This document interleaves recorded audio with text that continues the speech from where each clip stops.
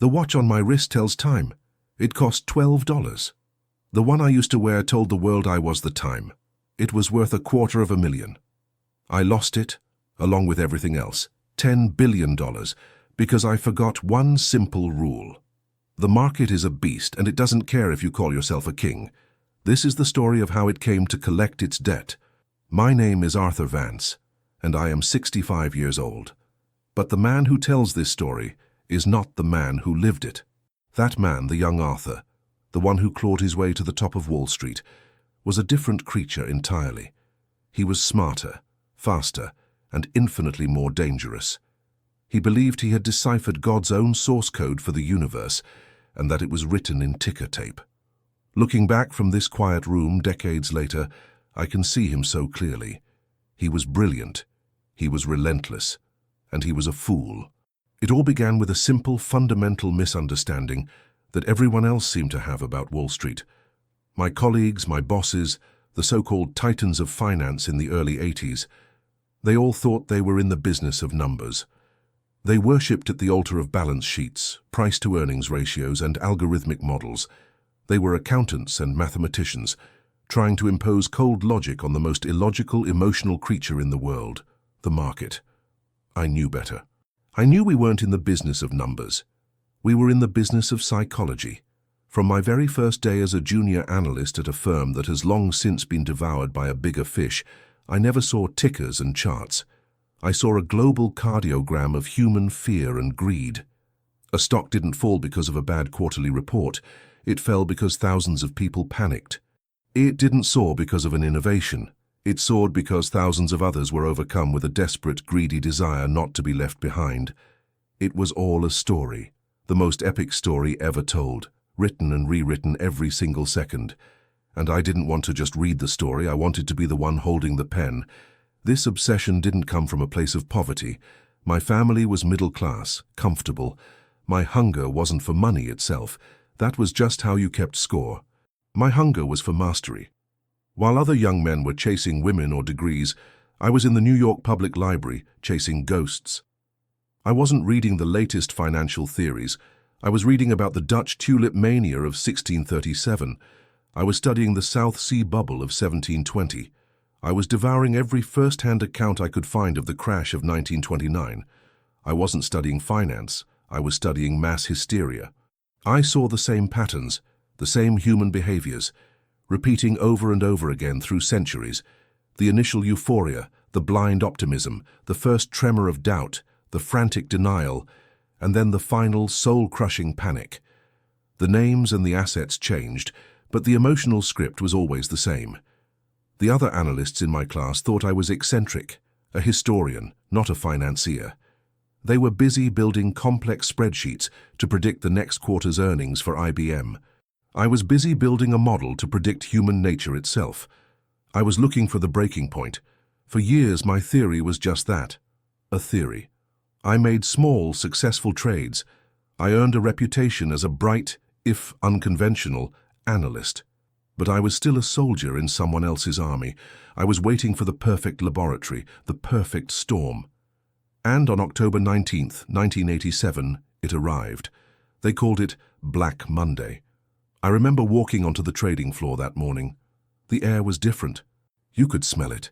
It was the scent of burnt coffee, sweat, and something else. The metallic tang of pure, undiluted fear. The screens were a waterfall of red. The Dow was in freefall, dropping hundreds of points in minutes, a cataclysmic event at the time. Men twice my age, veterans of decades in the market, were screaming into their phones or standing paralyzed, their faces pale, watching their careers and their clients' fortunes evaporate in real time. The noise was a physical thing, a roar of panic that hit you in the chest. It was chaos, it was a massacre.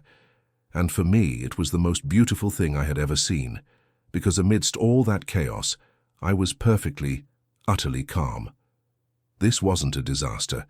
This was the moment I had spent years preparing for. This was the test. While everyone else was seeing the end of the world, I was seeing the final, predictable act of a very old play. My boss, a portly man named Frank, whose face was the color of ash, was shouting orders to sell everything. Liquidate, get us to cash, I don't care about the loss, just get us out. I walked over to him, my voice barely a whisper against the hurricane of noise. Don't sell, Frank, I said. He looked at me like I had lost my mind. What did you say, Vance? Are you insane? The world is ending.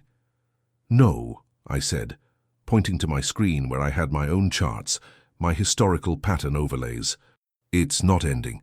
It's climaxing. Panic is a fever. It burns hot, but it always breaks. We're not at the end. We're at the bottom. This is the moment of maximum pain, which means it's also the moment of maximum opportunity. We shouldn't be selling. We should be buying. With everything we have. He stared at me.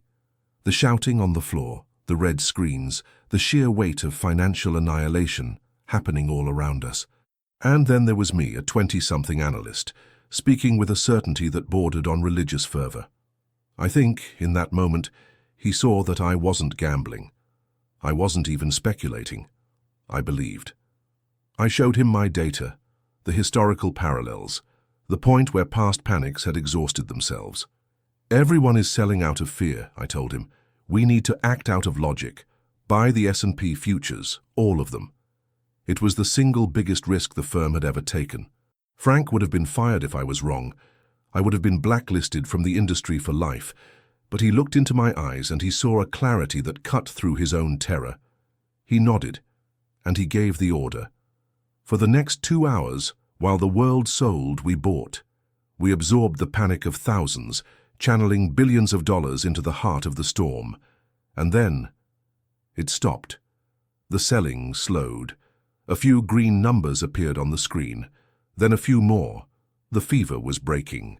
By the end of the week, the market had staged a recovery that no one thought possible. The firm hadn't just survived, it had made an astronomical profit. We hadn't just dodged the bullet, we had caught it, melted it down, and forged it into gold. That was the first time I felt true power, the power of being calm in the middle of the storm. And speaking of storms and different places, tell me in the comments what part of the world you're watching me from. And if you believe that mindset is everything, subscribe to the channel because this story is all about that. Black Monday changed everything. I was no longer the eccentric historian. I was the oracle, the boy genius who had stared into the abyss and hadn't flinched. The money was life-altering, but that wasn't the point. The point was validation. My thesis was correct. The market wasn't a machine, it was a beast, and I had just learned how to tame it. I knew then that I could never work for anyone else again. To follow another man's orders, to be constrained by another firm's risk tolerance, felt like being a lion asked to live in a cage. Within a year, I left. I took the capital I had made, leveraged the reputation I had forged in the fire of that one day, and I started my own fund. I called it Vance Capital.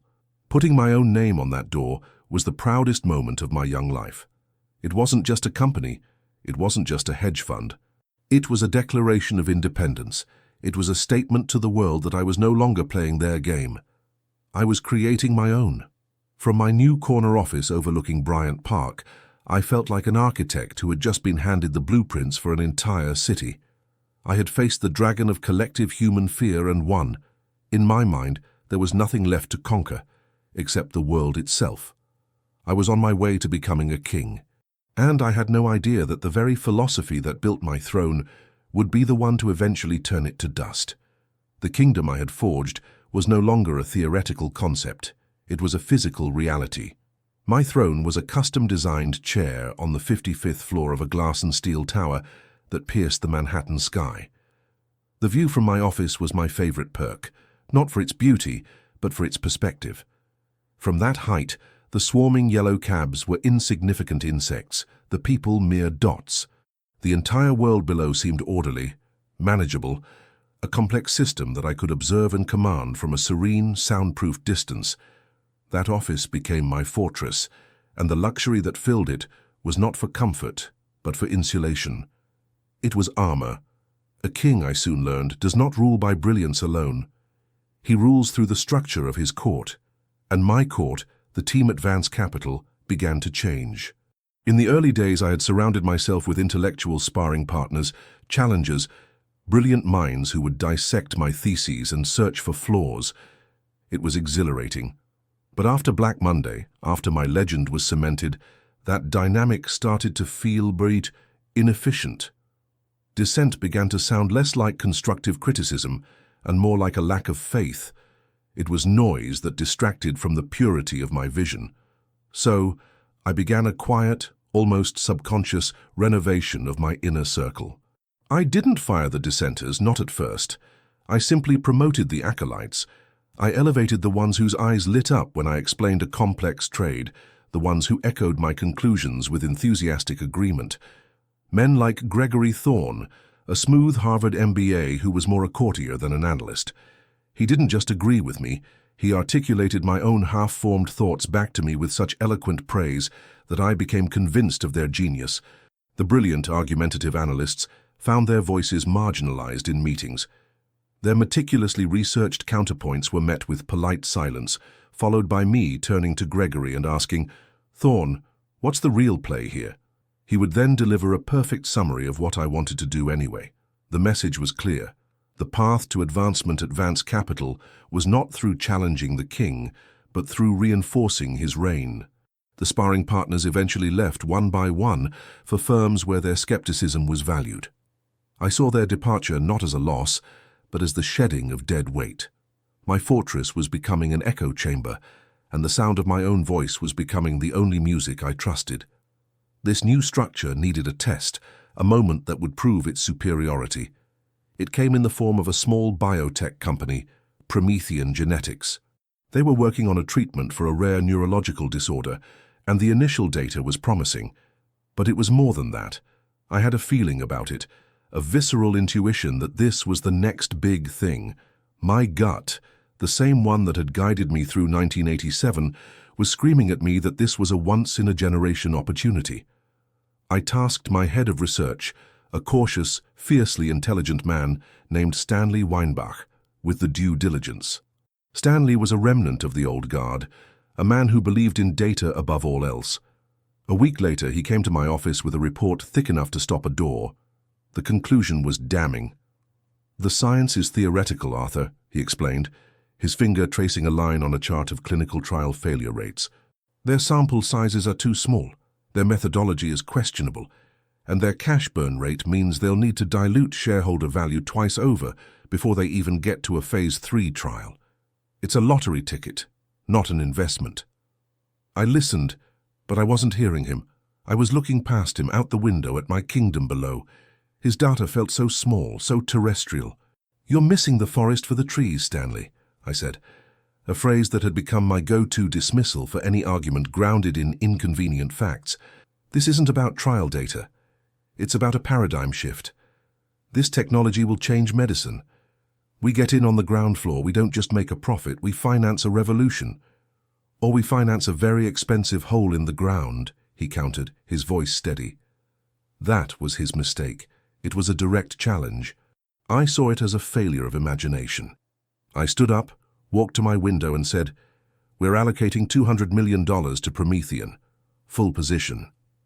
Stanley was aghast. "Arthur, that's 10% of the fund's liquid capital. My fiduciary duty requires me to formally state my opposition." I turned and gave him a smile that was cold enough to freeze water. "Your duty is to execute my strategy. Do it." For 6 months, I was a hero. The market, fueled by hype and hope, loved Promethean. The stock tripled.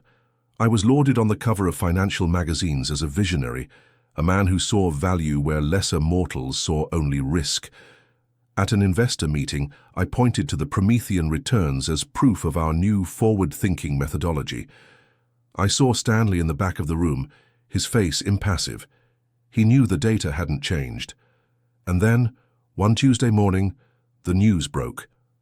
Promethean's flagship drug had failed its phase 3 trial, catastrophically. Not only did it not work, but it had also caused severe side effects. The FDA halted the program immediately. The stock was suspended, then reopened trading at 98% below its previous close. Our $200 million position, which had grown to over $600 million on paper, was now worth less than the furniture in my office. We had lost nearly $250 million. The next day, I fired Stanley Weinbach. The memo to the staff cited a need for a more dynamic and aligned research strategy. The message, however, was written in blood. It said, "I am not the one who can be wrong. My vision is infallible. The fault must lie with the data, the market, or the messenger, but never with the king." It was in the wake of this costly lesson, a lesson I completely failed to learn, that I first encountered the instruments that would lead to my downfall. They weren't stocks or bonds. They were something new, something far more seductive.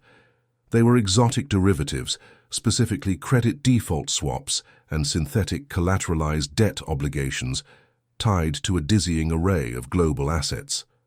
Most of Wall Street was terrified of them. They were opaque, unregulated, and built on mathematical models so complex they seemed like a form of black magic. But when I saw them, I didn't see risk. I saw art. I saw beautifully intricate architecture, a symphony of interlocking financial engineering that was breathtaking in its complexity. I was captivated. To me, this was the ultimate intellectual challenge. While others saw a black box, I saw a new language, and I was convinced that I was the only one with the fluency to speak it. This was my true calling.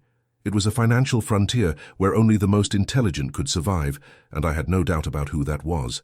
I brought the idea to my new risk management team, a department now run by a man whose primary qualification was his complete deference to my judgment. They ran the models, and the models spit out warnings. The simulations showed scenarios where a small tremor in one market, a currency devaluation in Asia, a housing downturn in Europe, could cause a catastrophic chain reaction failure. They presented this to me with nervous deference. I laughed. "Your models are broken," I told them. "You're using old-world physics to try and understand quantum mechanics. You can't see the beauty of the design. You're just looking for reasons to say no. Your job is to tell me how to do it, not if we should do it." It was around this time that I received a call from my old mentor, Jacob Stern. He was long retired, a living legend from a bygone era of Wall Street. He had heard whispers of my new obsession. We met for a drink at a quiet club, the kind of place that smelled of old leather and even older money. He looked at me over his glass of scotch, his eyes still sharp despite his age. "I hear you've become an artist, Arthur," he began. "Painting masterpieces with other people's money." I smiled. "Someone has to push the boundaries, Jacob. You taught me that." "I taught you to be a calculated risk-taker," he corrected gently. "Not a high priest for a new religion. I've seen these instruments. They're designed to conceal risk, not manage it. They're a house of cards built in a hurricane." He leaned forward, his voice low and serious. "You're the smartest man I've ever known in this business, but I see you've stopped listening to anyone, and that is the one mistake this business never ever forgives." He paused, letting the words hang in the air. "The market has a long memory, Arthur. It always humbles those who think they've deciphered it." I appreciated his concern, truly. But it felt like listening to a cavalry officer, warning a modern general about the dangers of machine guns. He was a brilliant man from a different time. He couldn't see the new world I was building. I thanked him for his wisdom, paid for our drinks, and walked out into the cool evening air. His words were a faint echo from a distant past, easily drowned out by the roar of my own ambition. Back in my office that night, I pulled up the schematics for the derivative strategy. It was a masterpiece of leverage and complexity. Jacob was wrong. This wasn't a house of cards, this was a cathedral, and I was ready to bet my entire kingdom that it would stand forever. The cathedral I was building began to yield miracles. The early returns from our foray into exotic derivatives were not just good, they were biblical. They were the kind of numbers that rewrote the rules of what was considered possible in finance. Each month our performance reports looked like typographical errors. We weren't just beating the market, we were lapping it, humiliating it. The complexity of the instruments acted as a shield. When investors asked how we were doing it, my team would present a flurry of slides filled with Greek letters and multi-layered diagrams. The effect was intentional. It was a spectacle of such overwhelming intelligence that it discouraged further questions. The core message was simple. You don't need to understand the engine to enjoy the ride. And the ride was intoxicating. Our assets under management swelled, doubling and then tripling as money poured in from pension funds, sovereign wealth funds, and ultra-rich individuals, all desperate for a piece of the magic I was apparently weaving. I had become the financial world's equivalent of a rock star. My public persona morphed from that of a sharp-witted analyst into something more prophetic, a visionary. I no longer gave interviews about market trends. I gave pronouncements about the future of global economics. I was convinced I wasn't just predicting the future. I was actively creating it. This period of triumph coincided with the final stages of my personal isolation. The kingdom in the sky was now a gilded cage. My wife, Eleanor, had once been my anchor. She was a brilliant art historian who viewed my world with a kind of amused anthropological curiosity. In the early days, she had been my sounding board, the one person who could puncture my ego with a sharp, well-aimed question. But as my success grew, her questions began to feel like attacks. I saw them as a failure to comprehend the scale of my achievements. Our dinners became silent battlefields. She would talk about a new museum exhibit, and I would interrupt with a story about outsmarting the German bond market. She saw a man becoming a ghost, his humanity being replaced by a ledger. I saw a woman who refused to celebrate my ascent. The breaking point came one evening at a lavish charity gala I had been pressured to host. I was holding court, surrounded by a sycophantic circle of politicians and corporate raiders, when I saw Eleanor standing alone by the balcony, watching me. I excused myself and walked over to her. "You look a million miles away," I said, my voice flush with the arrogance of the evening. She didn't look at me. She looked out at the city lights. "I was just thinking about the man I married," she said, her voice soft but brittle. "He loved analyzing things, taking them apart to see how they worked. You don't analyze anymore, Arthur. You just decree." She finally turned to me, and her eyes, which I had once gotten lost in, were filled with a profound sadness. "You haven't asked me a single question about my life in 6 months. You don't love money. You don't even love the things money buys. You love being right. It's the only feeling you have left." Her words should have been a sledgehammer to the chest. Instead, I felt a flash of irritation. She didn't get it. Greatness required sacrifice. It demanded a singular focus. "What I'm building will last for generations, Eleanor," I said, my tone defensive. "It requires a level of commitment you can't possibly understand." A single tear traced a path down her cheek. "You've already built it," she whispered. "A beautiful, empty fortress. And you're the only one living in it." She left me standing there and walked out of the gala, and out of my life. Her departure wasn't a sudden, explosive event. It was the quiet, final click of a door I hadn't even realized was closing.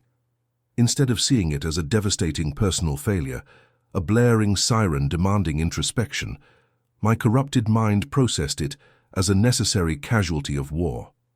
I told myself that she simply wasn't strong enough for the altitude I was reaching. Her absence created a vacuum, and that vacuum was filled by the one thing that never judged or questioned me, the game. And the game was about to become personal. Across town, a rival hedge fund, helmed by a man named Julian Croft, was making waves. Croft was everything I wasn't. Old money, smooth, a fixture in the social columns. He saw finance as an elegant sport for gentlemen.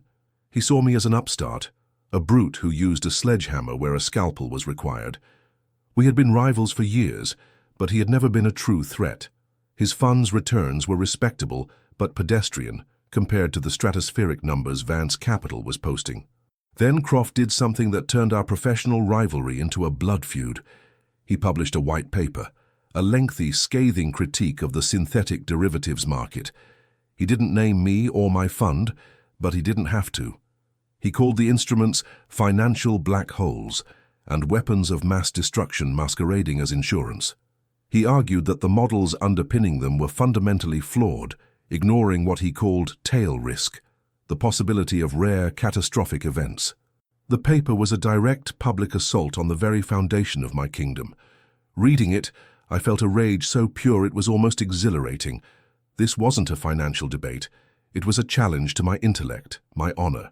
Croft was trying to tear down my cathedral. He was telling the world my masterpiece was a fraud. My response was not to re-examine my positions or stress-test my models for the risks he highlighted. My response was to destroy him. I went on the offensive. In a highly publicized television interview, I called Croft's analysis the fearful ramblings of a man left behind by the 21st century. I described his thinking as analog in a digital world. I was condescending, dismissive, and utterly confident. But words weren't enough. I needed to deliver a blow that would be undeniable, a financial coup de grace that would cement my dominance and expose him as a relic. And that's when I made the decision that would seal my fate. To that point, while my derivative positions were enormous, they were at least partially hedged. I had some safety nets in place, some concessions to the old ways of risk management. In my obsession to crush Croft, I saw those hedges not as protection, but as a drag on performance. They were chains holding back the full devastating power of my strategy. I called an emergency meeting with my senior traders and my new pliant head of risk. I strode into the conference room with a singular burning purpose. We are going to deliver a yearly return that will not be a footnote in the history books, but the entire chapter, I announced. We are going all in. I want to increase our leverage. I want to unwind the hedges. I want to double down on our most complex positions. I want to take every dollar of capital and every dollar of credit the banks will give us and concentrate it on this strategy. The room was silent. Even for my hand-picked loyalists, this was a breathtakingly audacious move. This wasn't just aggressive, it was a bet-the-firm gambit of a scale that was almost unimaginable. It violated every known principle of portfolio management. A young trader, barely out of his 20s, cleared his throat nervously. "Mr. Vance," he stammered, "the models, they can't even properly quantify the risk on that level of exposure. A 2-standard deviation event in the credit markets could trigger a cascade." I cut him off, not with anger, but with a paternalistic smile. "The models are the rear-view mirror, son. They show you where you've been. They can't show you where I'm going." I looked around the table, making eye contact with each person. My voice dropped, becoming almost hypnotic. "Julian Croft wants to talk about tail risk. He's scared of the storm. I'm telling you, we are the storm. And when it's over, the entire landscape will be different, and we will be the only ones left standing." The sheer force of my conviction was enough. They fell in line. The orders were placed. We were no longer just investors. We were fanatics on a holy crusade, and I was their prophet. I was piloting a rocket ship, burning through fuel at an astonishing rate, ignoring every flashing red light on the control panel. The only direction I cared about was up. And in my mind, the stars were not the limit. They were just the beginning. I had wagered everything, my company, my reputation, my investors' futures, on a single, unwavering belief that I could not be wrong. The decision to sever the last tethers of caution and go all in was not a moment of quiet calculation. It was a declaration of war, a war against mediocrity, against caution, against my rival Julian Croft, and ultimately against the very concept of chance. In my mind, I had eliminated risk because I had willed it out of existence. My conviction was now the most powerful force in the financial universe. For a few short weeks, the universe seemed to agree. The market held steady, a tense, coiled spring, and our leveraged positions accrued staggering paper profits with every fractional tick upwards. I felt like a man who had placed his entire fortune on a single spin of the roulette wheel and was now watching the ball slow, heading inexorably towards his chosen number. But the first tremors began not in New York or London, but thousands of miles away, in places that most of my investors couldn't find on a map. A property developer in Thailand defaulted on a massive loan. A currency fluctuation in Brazil sent shockwaves through the Latin American debt market. A political scandal in Hungary caused a spike in the cost of insuring its sovereign debt. Individually, these were minor news items, the kind of geopolitical static that flickered in the background of a stable global economy. To me, however, they were more than static. They were the first pebbles in an avalanche. My complex web of derivatives was a global instrument. It was a single, sprawling organism with nerve endings in every corner of the world. A default in Bangkok could, through 5 or 6 layers of synthetic obligation, put pressure on a bank in Frankfurt, which in turn would affect the creditworthiness of a corporation in Chicago whose debt we were heavily exposed to. I had built a machine that fed on global stability. Now the world was starting to get sick. The first tangible sign on my trading floor was a subtle change in liquidity. It was like the lubricant in a massive engine was slowly being replaced with sand. Trades that used to execute in a nanosecond now took a full second. Credit lines that were once instantly available now required an extra phone call. The bid-ask spreads on our core holdings began to widen. These were not red flags. They were puffs of smoke, faint and easily ignored by the untrained eye. But they signaled a fire deep in the foundations of the system. Fear was creeping back into the machine, and fear makes markets seize up. My traders felt it. The boisterous confidence on the floor was replaced by a tense, watchful quiet. The usual banter died down, replaced by the low hum of cooling fans and the frantic clicking of keyboards. They were soldiers in the trenches who could feel the vibration of an approaching bombardment, long before they could hear it. They looked to me for reassurance, for the calm certainty of their general, and I gave it to them. "This is a stress test," I announced in a morning meeting, my voice resonating with a confidence I was beginning to manufacture. "The weak hands are getting shaken out. The tourists are fleeing. This is the volatility that separates the professionals from the amateurs. Our positions are sound. Our thesis is correct. Hold the line." But one man refused to hold the line. His name was David Chen. He was a brilliant quantitative analyst I had hired out of MIT, a young man who saw the world in pure mathematics. He wasn't part of my inner circle of courtiers.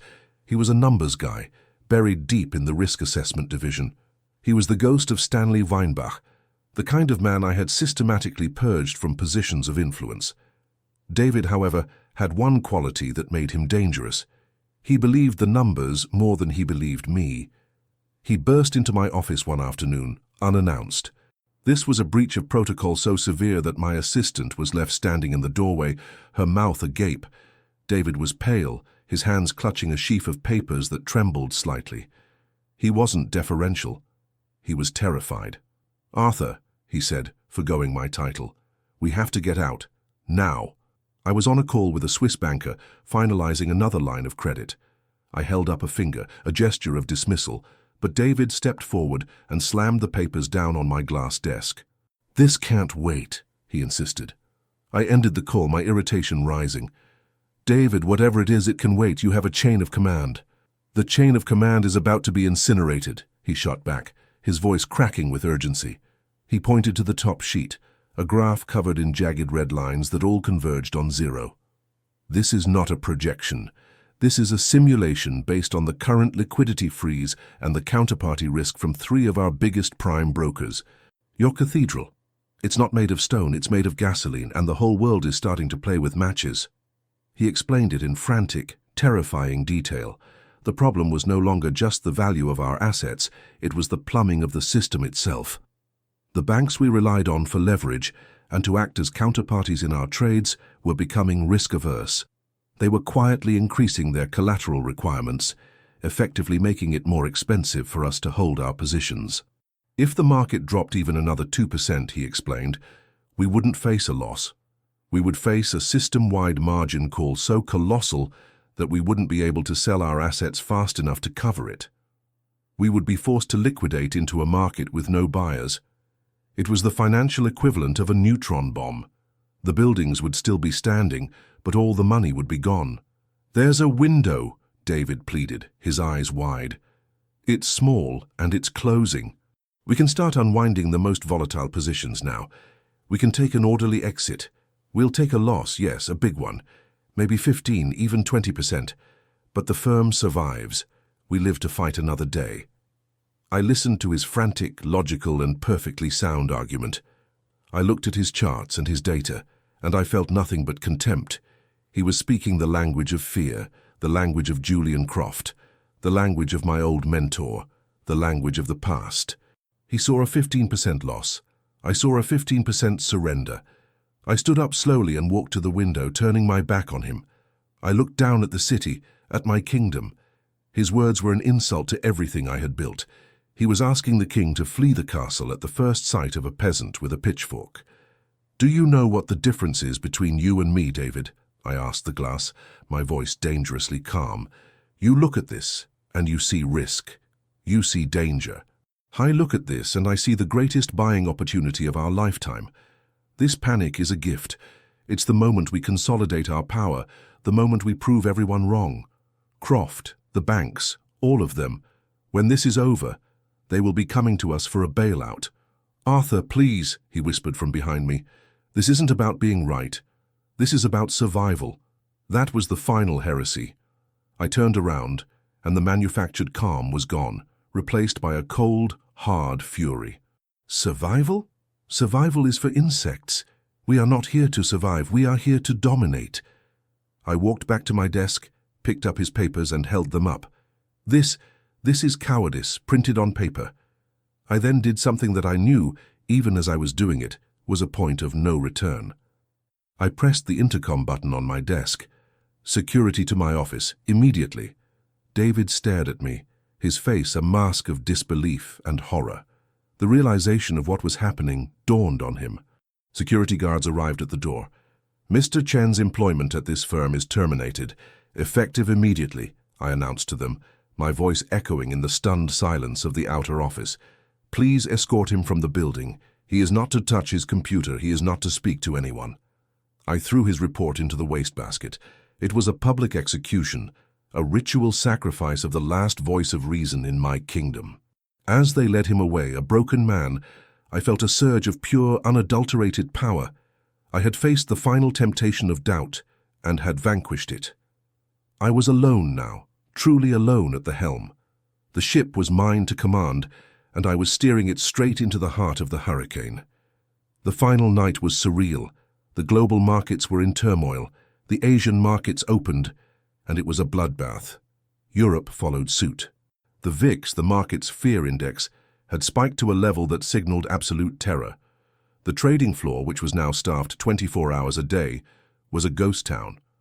My traders sat at their desks like statues, watching the screens bleed red, waiting for my command. But I gave no command to sell. I stayed in my office, the door closed, the lights dimmed. I didn't look at the data anymore. The numbers were meaningless now, just the hysterical shrieks of a world that lacked my vision. This was no longer a financial equation. It was a test of will. My will against the collective panic of the entire planet. Late that night, my son called me. He was in college, a world away from my reality. I hadn't spoken to him in weeks. "Dad," he said, his voice small, "I saw the news." "Are you okay?" I was barely listening. I was watching the futures market for the S&P 500, which was pointing to a cataclysmic opening in New York. "I'm fine, son." "Just busy," I replied, my eyes glued to the screen. "It sounds scary," he said. "People are saying it's like a crash." A strange sense of euphoria washed over me then, a delirious calm that can only come when you are so far past the point of no return that the only way out is through. I leaned back in my chair and looked out at the glittering lights of the city that I owned. "Don't you worry about a thing," I said, a smile creeping onto my face. "Tomorrow is going to be a very important day. Tomorrow your father is going to become a legend." I hung up the phone. In the profound silence of my office, 55 floors above the world, I had never felt so powerful or so completely, utterly alone. I was the king, standing on the highest turret of his castle, watching the tidal wave rise to meet him, convinced he could command it to stop. If you've made it this far, you're about to witness the end of the game. So, if you're not yet subscribed, now is the time. And before we dive into the wreckage, comment below. Do you believe the fall of any empire is always inevitable? I'm curious to know what you think. The morning of the collapse didn't dawn. It fractured. I had spent the night in my office, a lonely vigil keeper in a temple of my own ego. I didn't sleep. I watched the global contagion spread in real time, a black tide rolling west across the time zones. It was no longer a matter of analysis. It was a matter of morbid observation, like a physician watching a virus consume a patient cell by cell. The frenetic energy of the previous days had evaporated, replaced by a strange, hyper-aware tranquility. The final wager had been made. The ball was in the air, the wheel was slowing. I walked onto the trading floor 5 minutes before the 9:30 opening bell in New York. The air was thick and still, heavy with unspoken dread. The place was packed, yet eerily silent. My team, my hand-picked acolytes and battle-hardened traders, were at their stations, their faces illuminated by the ghostly blue light of their monitors. They looked like prisoners awaiting a verdict. When I emerged from my office, every head turned towards me. They weren't looking for orders anymore, they were looking for a miracle. They were searching my face for some sign that I, their infallible leader, had a final secret strategy, a hidden lever to pull that would reverse the course of history. I offered them a thin, brittle smile.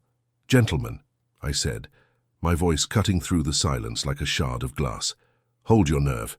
Great fortunes are forged in fire." It was the last lie I would ever tell them. Then the bell rang. It wasn't a sound. It was a detonation. It was the starting gun for a massacre.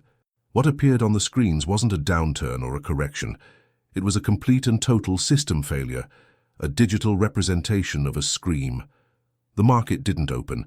It gaped open, a chasm of red that swallowed decades of accumulated value in a single gut-wrenching instant. Every position we held, every intricately designed derivative that was supposed to be insulated from market swings, was hit with a tidal wave of sell orders.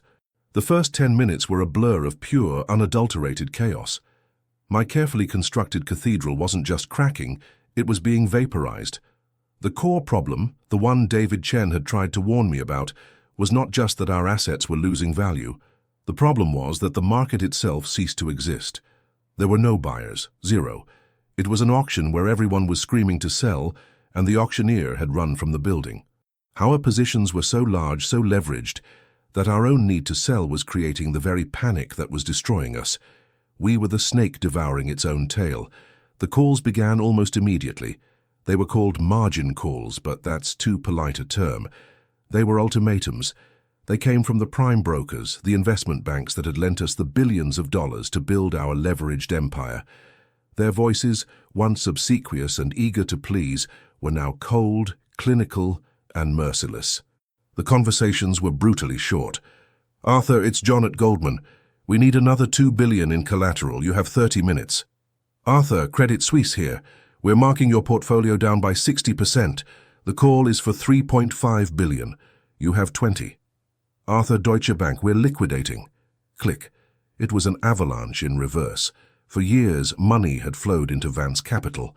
Now the banks were trying to pull it all out at once, through an opening the size of a pinhole. My traders were frozen, their hands hovering over their keyboards. They were looking at me. "What are your orders?" one of them yelled, his voice strained with panic. For a single horrifying second, I had no answer. The architect of the future had no plan. The king was speechless. My mind, once a supercomputer processing infinite variables, was now a blank screen. Then, instinct took over. The instinct of a cornered animal. "Sell," I roared, the sound tearing from my throat. "Sell it all. I don't care about the price. Just hit every bid you see. Get us to cash." It was the same order my old boss Frank had given on Black Monday, the order I had once scorned as the epitome of fear. Now it was my only prayer, but it was too late. Hitting the bids was like throwing pebbles into a hurricane. For every 100 shares we managed to sell, the price would drop another 10%, digging our grave even deeper. The screens were a blur of cascading numbers, a waterfall of wealth flowing into a black hole. The most surreal moment came about an hour into the trading day. The noise on the floor had reached a fever pitch of shouting and frantic keystrokes. Then, suddenly, a strange calm fell over a section of the room. A trader stood up from his desk, slowly removed his headset, and placed it gently on his keyboard. He looked around the room with a completely vacant expression, then turned and walked silently towards the exit, like a man in a trance. He didn't run. He didn't scream. He simply left.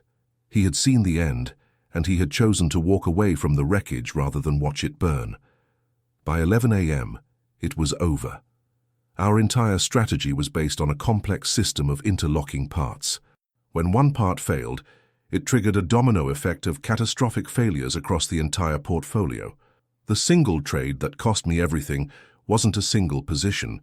It was the single overarching bet on my own infallibility, an ecosystem of arrogance that had just been rendered extinct by a sudden, brutal change in the climate.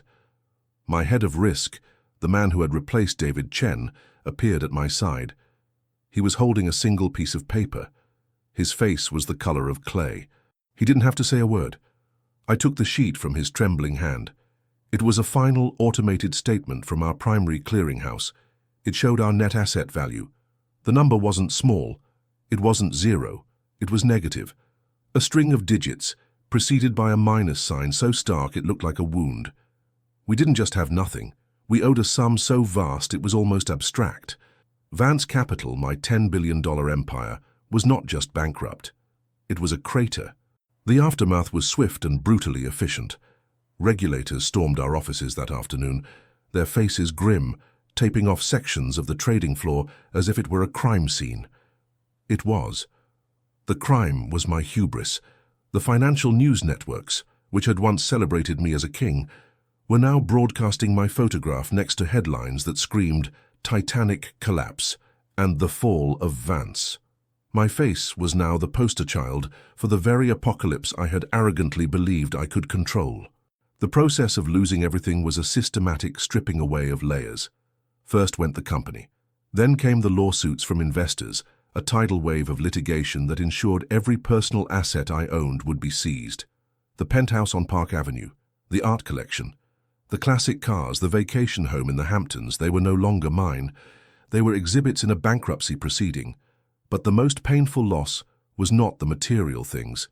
It was the evaporation of identity. The friends who had filled my charity galas and laughed at my jokes stopped answering their phones. The politicians who had sought my counsel now pretended they had never met me. The name Arthur Vance, once a synonym for power and genius, became a cautionary tale whispered at cocktail parties. I was no longer a person, I was a concept, a symbol of failure. The final indignity came a few weeks later. I was in a small rented office with a team of bankruptcy lawyers, signing away the last vestiges of my former life. I had to surrender my personal effects, including the watch on my wrist, a Patek Philippe, a ridiculously expensive and intricate timepiece I had bought to commemorate my first billion. As I unclasped it and handed it over to a stone-faced junior accountant, I felt a strange sense of detachment. I looked at my bare wrist. For the first time in 30 years, there was nothing there. The man whose time had been worth millions per hour no longer had any idea what time it was. The king was not just dethroned, he had been erased. I walked out of that office into the anonymous New York City streets, a ghost in the city I had once considered my own, possessing nothing but the clothes I was wearing and a profound, crushing, and absolute emptiness. The bottom wasn't a place. It was a state of being.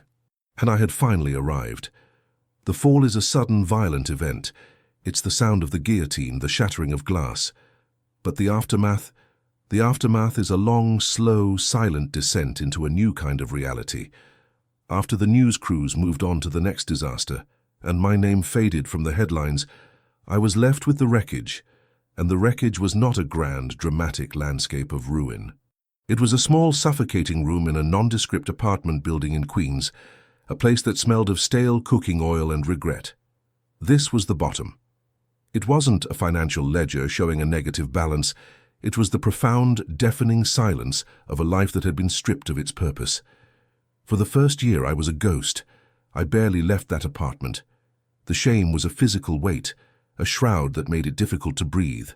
Every time I caught my reflection in the cheap mirror on the closet door, I saw a stranger, a hollowed-out old man with haunted eyes. The king was dead, but the fool who had brought him down was still alive, and I had to look at him every single day. I was drowning in the past, replaying every fatal decision, every ignored warning, every moment of arrogance. My mind became a courtroom where I was the prosecutor, the defendant, and the judge, and the verdict was always the same: guilty. Depression is too simple a word for it. It was a complete dissolution of self. Everything I had used to define my existence, my net worth, my reputation, my intellect, my power, had been obliterated. Without them, who was Arthur Vance? The answer, it seemed, was nothing. I was a collection of painful memories, an empty vessel. The world I had once commanded from my skyscraper now felt alien and menacing. The simple act of buying groceries was a trial, a gauntlet of imagined whispers and accusatory stares. I was certain everyone knew who I was, the fallen titan, the spectacular failure. In reality, of course, no one cared. To the world, I was just another old man with weary eyes, which was, in its own way, an even crueler fate. I thought about ending it. The thought was a frequent seductive visitor in the long, empty hours of the night. It seemed like the only logical conclusion to the story, a final, neat closing of the books. What stopped me was not a sudden surge of hope or a moment of clarity. It was a phone call. It was my son, Michael.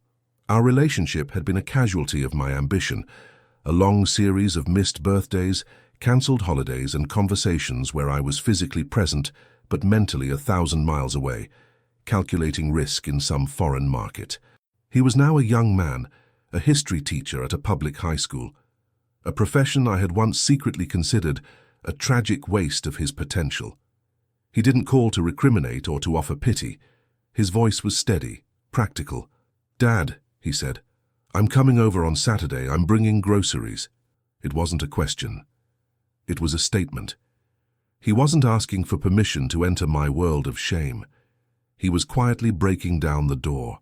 That Saturday, he arrived with 2 bags of food and a quiet determination. He didn't mention the collapse. He didn't ask how I was feeling.